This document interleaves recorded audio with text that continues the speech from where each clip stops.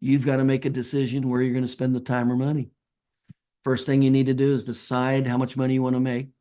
And what's more important than that is the reason that you want it. What are you willing to do to overcome your fears and inhibitions to actually take baby steps to act in that direction? And some doctors don't even know it. They think they're moving in that direction just because they're aware of it. I say it all the time. Doctors too many times think because they know something, they think that's good enough. So they go from a state of unconscious incompetence to conscious competence. So now they know it, but they don't have the ability to do it. That happens with personal injury attorneys all the time. They go, oh, I see how it all works, but they never even do a sales presentation to an attorney. Same with marketing. They never even do a referral. They never do a sales presentation. They know it, they're familiar with it, but they just never even do it.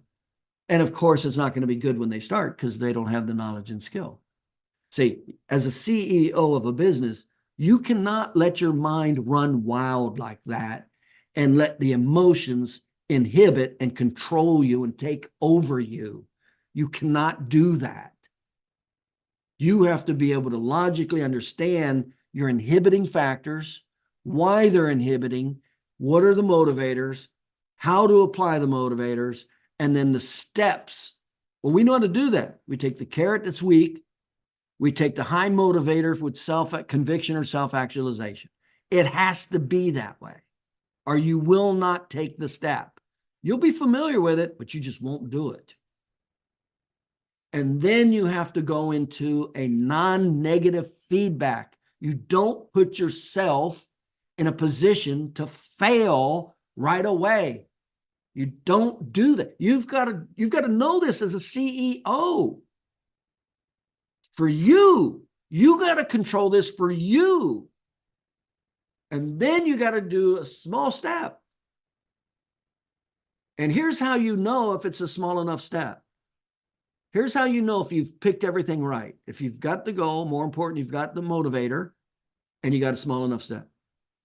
If you're willing to act on it with no negative feedback. Are you willing to role play it? If you're not willing to practice it, it's either too big, you don't have a motivator, or you don't have a goal, or the negative feedback is too high. One of those reasons is why you didn't act. You have to know this as the CEO. You've got to know where you want to go, period. What revenue do you want to collect? Reverse engineer it out. That's going to tell you the new patients. Come over to the motivator. Go, why am I doing this? Why am I doing this? That's everything in life. Why are you getting up and going into your practice? And you're screwed if it's about the money or personal gain. And I'll just tell you, because you will quit fast. Because nothing good in life is easy.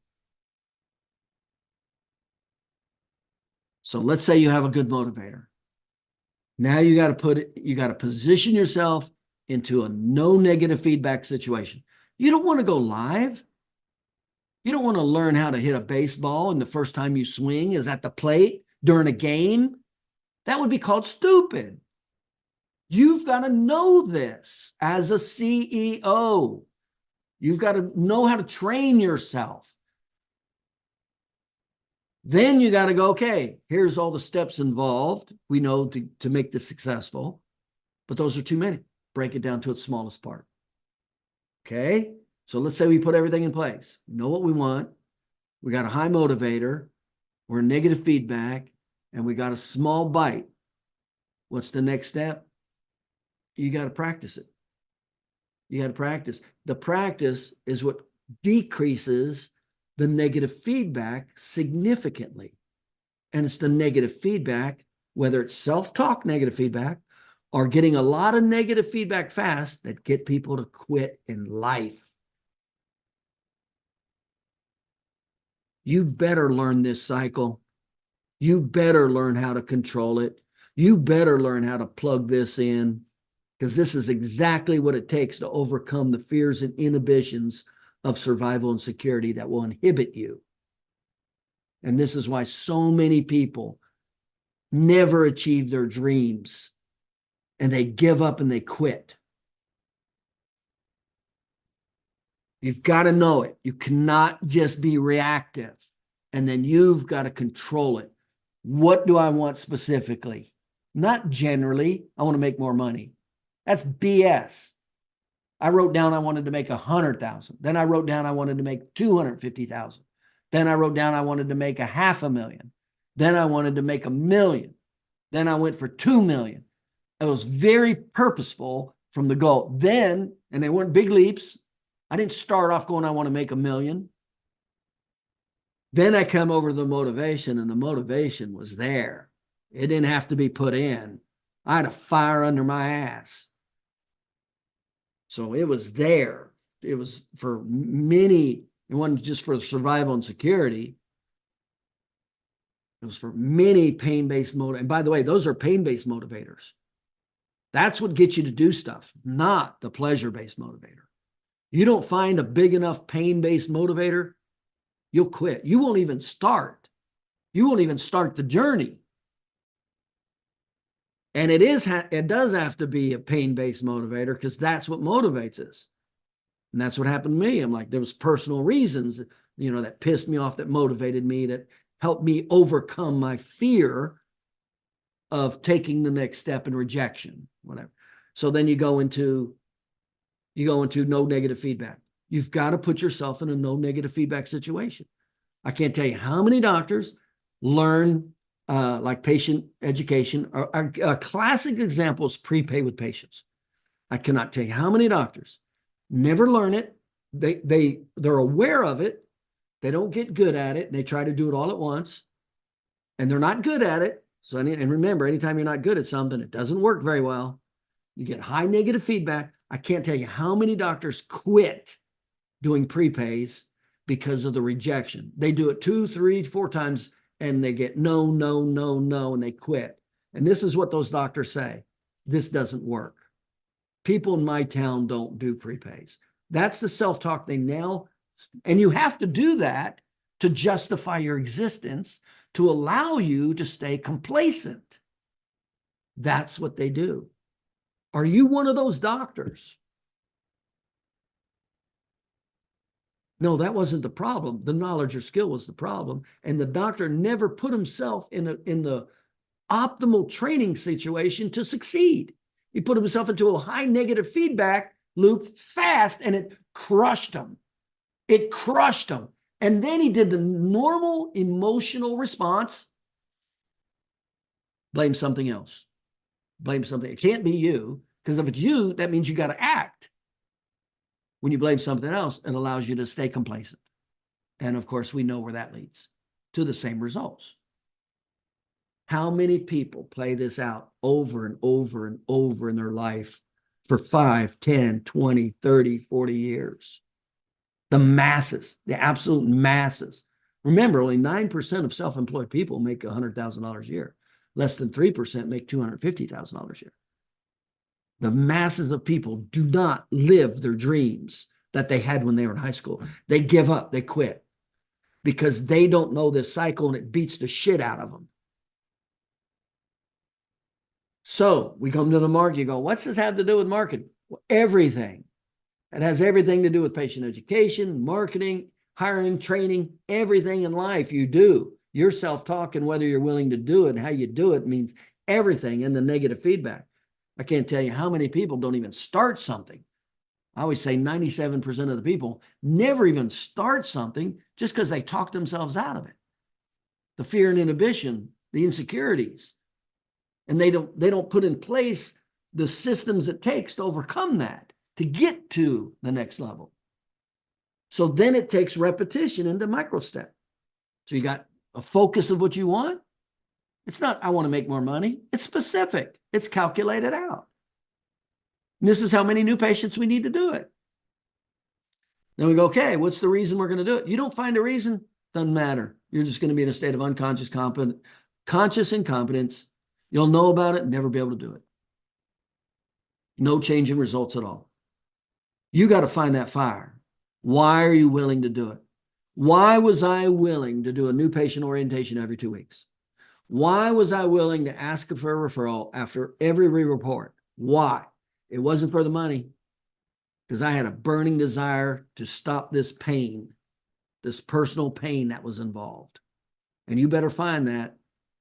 You won't be able to do it.